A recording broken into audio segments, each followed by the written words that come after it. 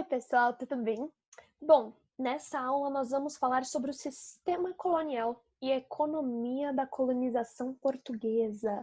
E essas são aulas extremamente importantes, porque elas vão servir para a gente entender. Se você entender esses conceitos básicos e toda essa estrutura que a gente vai falar aqui, vai ficar muito mais fácil entender vários dos processos aí que vão acontecendo ao longo da história do Brasil, porque muito se explica com base na colonização portuguesa, tá bom?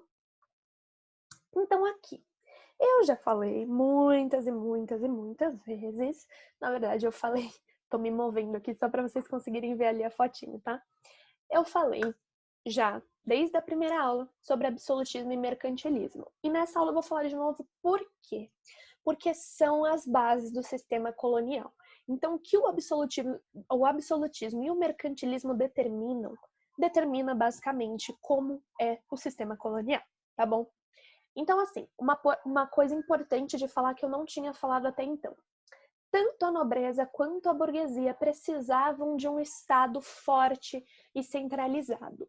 Por que isso? Eu falei bastante da burguesia, né? Então, a burguesia ela precisava de um Estado forte, centralizado, porque ela precisava de unificação da moeda, porque ela precisava de alguém que bancasse a expansão do comércio. Não tinha, nem nobre, nem burguês conseguiria bancar a expansão marítima que aconteceu na Europa. Não tinha como, precisava ser o Estado. Eles precisavam de uma unificação de pesos e medidas, porque senão tudo ficava extremamente caótico, né? Não tinha muito como fazer essas medições, medir, né? Fazer essas medidas sem uma unidade, né? Senão ficava meio perdido. E por que que a nobreza precisava de um Estado forte centralizado? Logo, a nobreza, que tinha acabado de sair de um sistema feudal que ela tinha plena autonomia. Bom, a nobreza também estava passando por uns perrengues aí, né? Então estava tendo revolta camponesa, estava surgindo uma nova classe que estava enfrentando a nobreza, que poderia até se tornar mais poderosa que ela, que no caso eram os burgueses. Então a nobreza preferiu abrir mão da sua autonomia em prol de um Estado forte que fosse capaz de sustentar e de prover esse poder para a nobreza. Então o Estado ele ia continuar fornecendo os meios para a nobreza continuar sendo nobreza. E isso, no momento, era mais importante do que ter sua plena autonomia. Nesse momento, era mais importante para os nobres garantirem o seu status social, garantirem o seu poder enquanto nobres, os seus privilégios, do que exercer a sua plena autonomia, tá bom? Então, de novo, o absolutismo ele significa que todo o poder vai estar centrado na figura do rei. Eu coloquei aqui até a figura do Luís XIV, que é um grande representante aí do absolutismo na França, mas é do absolutismo em geral, assim, ele é uma figura que parece até caricata, você não acredita que uma pessoa dessa pôde existir, mas sim, ele existiu e era o Luís XIV, o rei solo, né? Tudo girava em torno dele, todo o poder estava centrado em sua figura. Esse é o absolutismo. E ele tem importância, sim, no sistema colonial, porque todo esse poder centrado na figura do rei ia passar para as colônias também. Então, até as colônias iam sofrer essa influência aí de todo o poder centrado na figura do rei, tá bom? O mercantilismo. Bom, eu coloquei aqui uma série de características do mercantilismo. Então, intervenção estatal, protecionismo, quanto mais riqueza nacional, mais forte é o Estado, metalismo, balança comercial favorável e monopólio. Bom, metalismo e balança comercial favorável eu já falei bastante. Protecionismo tem a ver com as taxas alfandegárias que eu falei, se eu não me engano, na primeira aula. E como eu falei na aula passada, na Idade Moderna surgiu muito essa disputa entre os países, né? Então todos queriam ser o estado mais forte, o mais poderoso, o mais rico. Então, se a gente for analisar todas essas características por características, a gente vê que são características que vão determinar aí um maior poder estatal. Então, assim, intervenção estatal na economia. Isso a gente já pode presumir porque o Estado era absolutista, então ele intervinha em absolutamente tudo, até na economia, com certeza. protecionismo. Então, tinha um protecionismo muito grande dentro do Estado e nas colônias também, né? O protecionismo servia para favorecer a economia nacional, então os produtos nacionais iam ser favorecidos e os produtos da metrópole iam ser favorecidos na colônia e acabar desfavorecendo, assim, por consequência, os produtos internacionais, né? O que quer que estivesse sendo importado. Bom, isso eu já tinha comentado um pouco também. Quanto mais riqueza nacional, mais forte é o Estado, porque riqueza é poder nessa época. Não só nessa época, mas tudo bem. Metalismo, já falei bastante, balança comercial favorável, monopólios também eram muito, muito importantes. E também tem a ver aí com esse protecionismo, né? Então, como todos os países queriam ser os mais poderosos, os mais ricos, eles acabavam fazendo esses monopólios. Então, eles dominavam tudo, eles que controlavam aquela colônia ou aquela parte da economia. Isso era extremamente importante para o país crescer. Bom, nesse cenário, as colônias eram perfeitas para que a metrópole tivesse de onde explorar e uma maneira de enriquecer. E era exatamente para isso que as colônias serviam. Olha só, funções da colônia dentro do sistema colonial mercantilista, complementar a economia da metrópole e servir de escoamento dos excedentes econômicos dela. Tá, gente? Essa era a função da colônia. É muito importante vocês saberem isso, porque essa era a mentalidade que a metrópole tinha do que era a função da colônia. Então, a colônia servia única e exclusivamente para complementar a economia da metrópole. O que isso quer dizer? Vamos pensar no cenário Portugal e Brasil, que acho que fica um pouco mais fácil. Portugal está na Europa, está ali naquele clima, né? Frio, 4 estações muito bem definidas, chans, é aquilo. Brasil, um país tropical, iluminado por Deus, ou nem tanto assim, mas enfim, é um país tropical. Então o clima que era extremamente diferente da Europa, o que não acontece, por exemplo, quando a gente pensa em Estados Unidos e Inglaterra, né? O clima era até que bem parecido. Mas aí, se a gente pensa aqui no nosso caso, num clima tropical, Portugal consegue plantar aqui o que ele não consegue plantar lá. Assim, ele consegue complementar a sua economia. Então, assim, os produtos que ele não consegue vender na Europa, porque o clima dele não é favorável, porque ele não consegue produzir, porque ele não tem como, ele não tem terra fértil o suficiente para isso, ele consegue aqui no Brasil, entendeu? Então, isso é essa complementação da economia. Portugal vem para cá para plantar os produtos que ele não consegue plantar lá e vender na Europa, então isso acaba complementando a economia e também serve como escoamento dos excedentes econômicos. Ou seja, o que tiver sobrando ali, ele escoa para a colônia e a colônia é obrigada a comprar da metrópole porque ela não tem outro meio, ela não pode comprar de um outro país se ela quiser, não tem essa opção, justamente isso que é o pacto colonial, né? O pacto colonial tem a ver com esses pactos que a metrópole fazia com a colônia. Eu sei que pacto é um pouco estranho, porque pacto meio que dá a impressão de que as duas partes têm que concordar. Nesse caso, era a metrópole só que tinha que criar e a colônia aceitava logo de cara, assim, sem nem pestanejar. Mas era basicamente isso, né? Esse pacto colonial era exclusivo metropolitano, então a colônia só vende para a metrópole, só compra da metrópole, era basicamente isso, tá bom? Bom, aqui eu quis falar um pouco para vocês da diferença de colônia de exploração para colonização de exploração para colonização de povoamento, tá? É importante saber, sim, as principais características de cada uma, porque isso já foi cobrado algumas vezes, tá bom? Colonização de exploração ela foi predominante nas áreas tropicais, enquanto a colonização de povoamento aconteceu aí nos Estados Unidos. Acho que é o principal exemplo, não consigo me lembrar de algum outro, não sei se algum outro é importante. Saber dos Estados Unidos é o mais importante mesmo. A colonização de exploração implica a exploração de gêneros primários para exportação, tá bom?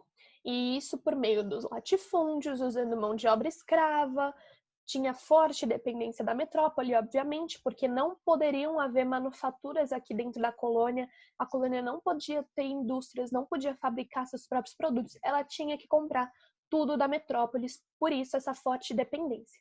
Aí na colonização de exploração vem muito também o plantation, né? Que aí engloba tudo isso que eu falei. Então, mão de obra escrava, latifúndios, exploração de gêneros primários para exportação, são aí as principais características do plantation. Já a colonização de povoamento, o que acontece, né? No caso dos Estados Unidos foi o que eu falei. O clima dos Estados Unidos ele era muito parecido com o clima europeu, então não tinha muita vantagem da Inglaterra querer plantar alguma coisa nos Estados Unidos que ela pudesse plantar no próprio país, sabe? Só ia acabar sendo mais caro de transportar dos Estados Unidos para a Europa, né? Não tinha muita vantagem. E aí, o que aconteceu? A gente estava aí no reinado da Elizabeth, se eu não me engano, acho que era, ou da Maria. Não lembro agora, gente, me desculpa. Mas estava havendo uma forte perseguição religiosa dentro da Inglaterra. Todo mundo que era perseguido ou tinha que fugir, eles mandavam para cá. Ou para cá, mandavam para os Estados Unidos, tá bom? Então, muitas das pessoas que chegaram nos Estados Unidos foi meio que para fugir da Inglaterra. Por isso que foi uma colonização de povoamento. As pessoas foram direto para morar lá, para viver lá, para fugir da Inglaterra. No caso do Brasil, as pessoas vieram para explorar a terra mesmo, tá? E aí o que acontecia? Eles faziam muitas policulturas ao invés de latifúndios e monoculturas, né? Eles faziam policultura. Então eles plantavam de tudo um pouco, era mais para abastecer o mercado interno. A mão de obra era livre, né? Porque o povo veio de forma livre, eram eles mesmos que trabalhavam. E esse mercado interno, né, o desenvolvimento do comércio interno, permitiu uma certa autonomia dos colonos em relação à metrópole, porque tudo ali eram eles que estavam comercializando, eles inclusive criaram alguns outros tipos de comércio, né, com as Antilhas, depois que vai ter toda uma triangulação aí, sem a interferência da metrópole, porque eles, enfim, desenvolveram seu comércio, eles tinham sua própria forma aí de viver sem a interferência da metrópole. Então, isso é basicamente as características da colonização de povoamento, tá? Bom, falando agora da economia açucareira no Brasil, que foi, assim, a primeira forma, o primeiro sistema econômico realmente efetivo aqui no Brasil. Antes eles exploravam o pau-brasil, né, que nem eu falei na última aula, mas a economia açucareira foi realmente, assim, o que determinou essa colonização. Então vamos pensar, por que o açúcar, tá? Também é importante saber um pouco disso, porque volta e meia eles comentam no vestibular. O que levou os portugueses a investirem no açúcar? Porque eles não plantaram qualquer outra coisa. Bom, os portugueses eles já tinham experiências no cultivo do açúcar em algumas partes ali do continente africano que os portugueses já tinham colonizado. Eles já plantavam, já cultivavam a cana, então eles já possuíam aí essa experiência, já sabiam como fazer. O clima e o solo do Brasil eram muito favoráveis e existia um mercado crescente na Europa para esse produto, né? A Europa estava saindo aí de uma crise econômica, então eles estavam bem abertos aí para consumir esse produto. Bom, outro ponto importante, a coroa portuguesa ela estava em crise, então ela precisou do financiamento holandês para bancar a empresa açucareira. Isso é bem importante porque logo depois a gente vai ter alguns problemas aí com esse financiamento holandês que vão surgir.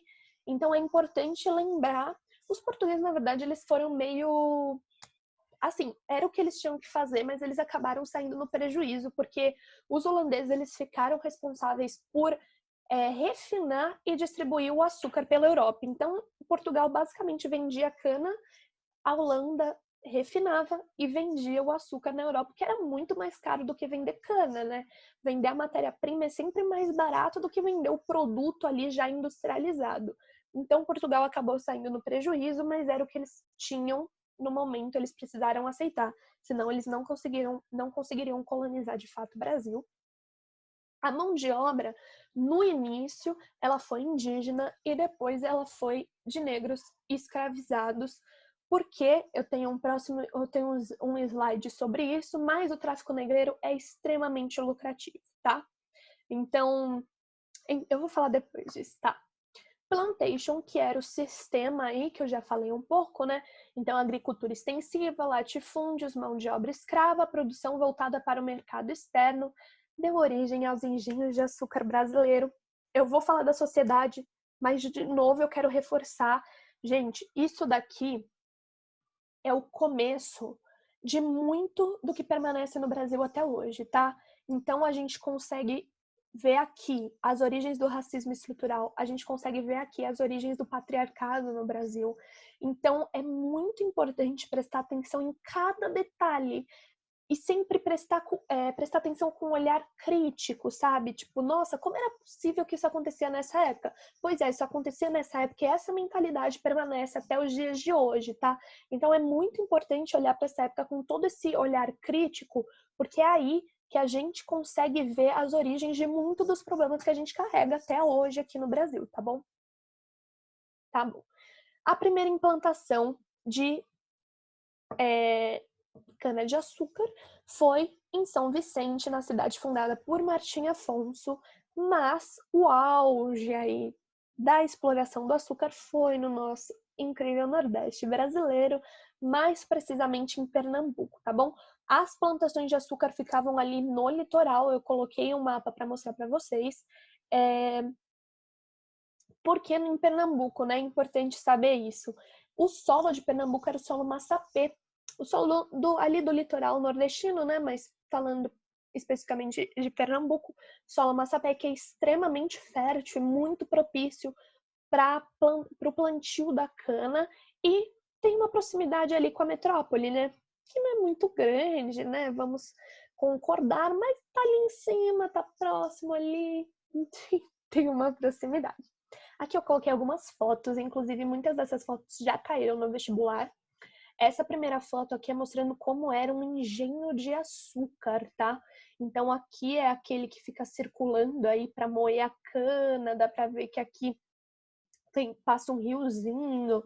Então é bastante importante vocês terem essas imagens em mente, para caso caia no vestibular perguntando alguma coisa, vocês já se liguem que se trata desse período que está falando da economia açucareira no Brasil, tá bom? Aqui eu coloquei uma outra imagem para vocês verem aí os negros escravizados fazendo aí algum tipo de trabalho manual, parece que estão moendo cana também. E aqui nessa imagem de baixo a mesma coisa, né? Parece que tem até uma maquinaria um pouco mais sofisticada. Muitos desses moedores de cana eram movidos por animais, então é bem impactante a gente ver aqui, né, negros escravizados fazendo o mesmo trabalho que animais também poderiam fazer, enfim.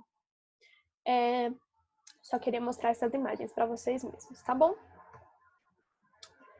Beleza. A questão da mão de obra, que é uma questão importante. Bom, o trabalho escravo ele era usado porque é uma maneira de tornar o produto mais barato, né? Então, até hoje a gente sabe que existem trabalhadores, existe trabalho escravo até hoje. Inclusive, muitas marcas famosas já foram acusadas de fazer esse tipo de trabalho escravo. E aí você pensa, por que fazem isso? Além de, enfim, porque torna o produto mais barato. Você não está pagando um valor adequado para aquela pessoa estar realizando aquele trabalho, consequentemente aquele dinheiro sobra para você conseguir abater do produto, tá? Então isso faz com que o produto se torne mais barato e consequentemente mais vantajoso ao olhar do público. Aí a gente fala um pouco da função dos jesuítas, né? Porque eu falei que no começo eram os indígenas que faziam esse trabalho, eles eram escravizados para fazer esse trabalho, e depois foram os negros, por conta do lucro gerado pelo tráfico negro. Aí muita gente fala dessa importância dos jesuítas em defender os indígenas desse trabalho escravo. Realmente teve uma certa importância. Os jesuítas, eles vieram para cá para serem professores, principalmente das famílias de nobres que também vieram para cá. Então, os filhos que eles tivessem, os jesuítas, que iam ser os professores, mas eles também tiveram uma importância religiosa aí de catequização dos indígenas. Eu vou falar um pouco dessas imagens que eu coloquei aí. E aí, sim, existia uma certa justificativa que os jesuítas usavam para não haver a escravização dos índios,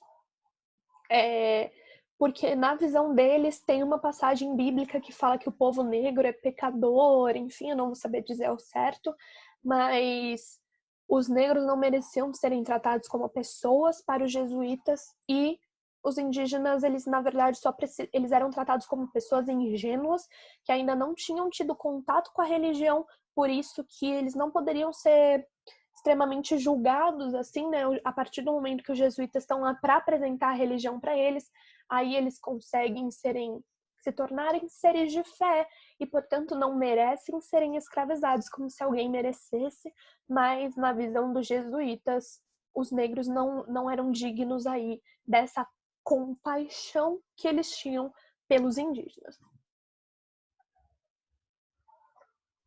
Só que assim, a gente não pode limitar essa justificativa de não utilização dos indígenas como trabalho escravo a isso, até porque os indígenas foram utilizados, sim, como escravos diversas vezes. Na extração do pau-brasil mesmo, eles foram utilizados como escravos, e por um certo período eles foram utilizados como escravos aí nos engenhos de açúcar na América Espanhola, que também tinha jesuítas. Os indígenas eram escravizados e os jesuítas fingiam não ver, então às vezes essa justificativa aí da compaixão jesuítica pelos indígenas não cola muito. E aí por que então, né, que a gente pensa que os indígenas não foram o alvo principal da escravização? Também tem algumas pessoas que falam que é porque os indígenas se recusavam a ser escravizados. Isso pode passar a impressão de que os negros aceitavam serem escravizados, o que não é verdade. Eu acho que a maior justificativa acaba sendo que os nativos, eles sofreram um extermínio militar, cultural e epidemiológico, tá bom? Então, assim, logo que os portugueses chegaram, eles não ficaram amiguinhos dos índios, não, tá? Eles saíram matando mesmo, começou uma certa guerra entre os indígenas e os portugueses. Quando a gente fala de extermínio cultural, aí sim eu vou poder falar um pouco dessa imagem que para mim representa muito. Se aqui a gente pode ver uma missão jesuítica, dá para ver que a imagem acabou sendo cortada, mas dá para vocês verem que é tudo reto, meio retangular. Então tinham as casinhas, tinha uma igreja ali na frente. Isso era uma missão jesuítica onde os índios ficavam e eram catequizados. A imagem que eu coloquei aqui embaixo, aqui, ó, é uma tribo indígena. E dá para ver que eles ficavam assim, numa espécie de círculo. E aí, normalmente, o cacique ficava no meio, mas eles ficavam. A cultura deles era essa, era circular. E eles tiveram que aprender uma nova cultura. Tiveram que aprender, não. Eles foi empurrado goela abaixo dos indígenas essa nova cultura, né? Então, eles queriam, de qualquer forma, ensinar português, ensinar a religião católica para esses índios, realizando um verdadeiro extermínio cultural aí da identidade indígena. E epidemiológico, né? Os europeus chegaram aqui trazendo várias doenças que os indígenas não tinham anticorpos para combater, malária principalmente, varíola.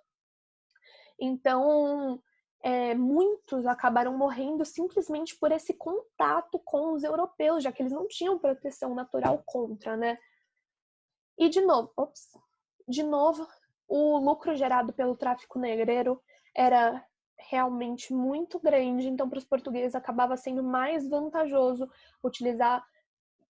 fazer essa escravização dos negros, porque acabava gerando ainda mais lucro para eles, já que eles estariam aí inseridos nesse tráfico negreiro, que foi, eu coloquei essa imagem aqui, que possivelmente é de um navio negreiro, enfim, só para vocês, para ver se choca também, porque para mim choca muito. Bom, vamos falar um pouco aí da sociedade colonial do século 16 e 17, que é o que eu tô falando basicamente até agora, mas vou dar um enfoque. É muito importante que vocês saibam, sabe aquela pirâmide que muitos professores fazem na sala de aula? É importante vocês saberem dessa pirâmide, tá? Deveria ter colocado aqui. Acabei esquecendo. Bom, era uma sociedade rural escravista, onde a figura do senhor de engenho assume um poder de vida e morte sobre a sua família e sobre os escravos. Por isso que eu falo da origem do patriarcado e da origem do racismo estrutural, tá bom? Então, existia esse domínio social por essa elite aristocrática, tá? Existiam pouquíssimos homens livres, então tínhamos capatazes, feitores, trabalhadores técnicos na produção de açúcar, trabalhadores urbanos, médicos, professores, membros do clero, mas era basicamente isso. A possibilidade de ascensão social era praticamente nula, tá? Então, quando a gente pensa na sociedade dessa época, as figuras que se destacam são senhor de engenho e população escravizada. Realmente, os homens livres não exerciam tanto, não era uma quantidade tão significativa. E basicamente não tinha como ascender socialmente, tá? Ou você era senhor de engenho, ou você era membro do clero ou homem livre, ou você era escravizado, tá? Aqui eu coloquei duas frases. A Djamila Ribeiro é uma autora que eu gosto muito e são eu falei duas frases, mas são dois trechos. A Neuza Santos é uma psicanalista que fala muito sobre racismo. E é do livro da Djamila Ribeiro, esses dois trechos. Manual Antirracista, que eu acho fantástico, é muito incrível. E eu acho muito importante ler, porque eu não sei em que dia que você, meu querido amigo, está vendo isso, mas eu estou gravando em 2020. E eu acho que muitos vestibulares vão sim cobrar a temática do racismo, principalmente falando de racismo estrutural, porque esse ano foi uma temática muito importante, aconteceram diversos eventos aí marcados por racismo, foi muito comentado, enfim. Então eu acho muito importante que desde esse começo a gente comece falando sobre o que é esse racismo estrutural e as marcas da sociedade brasileira que ele deixou, né? Que esse racismo deixou e continua deixando, tá bom? Então, rapidinho. O primeiro ponto a entender é que falar sobre racismo no Brasil é, sobretudo, fazer um debate estrutural. É fundamental trazer a perspectiva histórica e começar pela relação entre escravidão e racismo, mapeando suas consequências. Deve-se pensar como esse sistema vem beneficiando economicamente por toda a história a população branca, que eu acabei de falar para vocês, gente. O tráfico negreiro era lucrativo e simplesmente por isso os brancos escravizavam a população negra, porque era lucrativa. Então, servia de forma de enriquecer a população branca, tá bom? Ao passo que a negra, tratada como mercadoria, não teve acesso a direitos básicos e à distribuição de riquezas. Muitos dos trechos desse manual antirracista da Djamila vão servir muito pra gente, eu pretendo colocar em várias das aulas que eu vou dar, principalmente quando a gente fala da abolição da escravidão, porque tem muitos trechos muito coerentes que ela coloca, que eu acho que vão ser extremamente importantes para ajudar a gente nessa visão aí da nossa sociedade, o impacto que essa construção da nossa sociedade daquela época tem até os dias atuais, tá bom? E agora da Neuza Santos. A sociedade escravista, ao transformar o africano em escravo, definiu o negro como raça, demarcou seu lugar, a maneira de tratar e ser tratado, os padrões de interação com os brancos, e instituiu o paralelismo entre cor negra e posição social inferior. Muito importante. Eu vou tentar me atentar a não falar escravo, e sim pessoa escravizada ou negro escravizado, porque quando a gente fala escravo, parece que a gente limita aquela pessoa a isso, parece que ela é escrava e ela não é escravo, ela está sendo escravizada, tá bom? Então eu vou sempre tentar me atentar a isso, espero que vocês também tentem aí no vocabulário de vocês se atentar a falas racistas e a palavras racistas que vocês falem. É o mínimo que a gente pode fazer, né?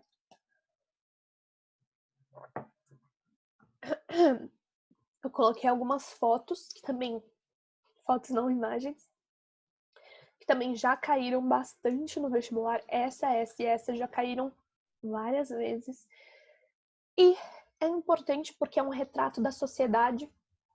Então, essa primeira foto a gente vê o senhor de engenho na frente, suas filhas logo atrás. Essa também pode ser a filha ou a esposa, enfim. E essa esposa, provavelmente. Você vê que os filhos na frente, a esposa por último, logo atrás os escravos e os filhos dos escravos também logo atrás, tá? Aqui também, outra imagem, a gente vê os brancos almoçando, os negros aqui abanando a senhora enquanto ela almoça, enfim, parece algo do tipo, e os filhos deles ali brincando e a mulher branca dando um pedaço aí de comida para o filho que provavelmente é filho de uma dessas pessoas que estão escravizadas. Essa época também é quando começa essa imagem de casa grande senzala, né? Então, a casa grande, onde os senhores ficam, sua família fica, e a senzala, onde as pessoas escravizadas vivem, dormem, comem, enfim. Essa imagem de baixo é bem famosa também, porque a gente vê o senhor sendo levado numa rede e 2 negros escravizados carregando ele aí para algum lugar, uma outra menina que vem atrás carregando uma tigela na cabeça com o que parece comida, que provavelmente é para estar ali quando o senhor ficar com fome, uma outra criança aqui com guarda-chuva, que provavelmente é para proteger o senhor caso chova. E essa outra imagem que eu achei extremamente impactante, tem uma outra imagem muito famosa, que eu acho que chama Ama de Leite, se eu não me engano, que é uma mulher negra, provavelmente é uma mulher que está sendo escravizada, dando de mamar pro filho, para um bebê branco, enquanto tem um bebê negro ali no chão. Então, provavelmente essa mulher, ela é mãe desse bebezinho que tá aqui no chão, e ela tá dando de mamar pro bebê branco, que provavelmente não é dela, mas isso era muito comum também, né? As amas de leite, elas acabavam amamentando não só o seu filho, mas também o filho de suas patroas. Então é isso.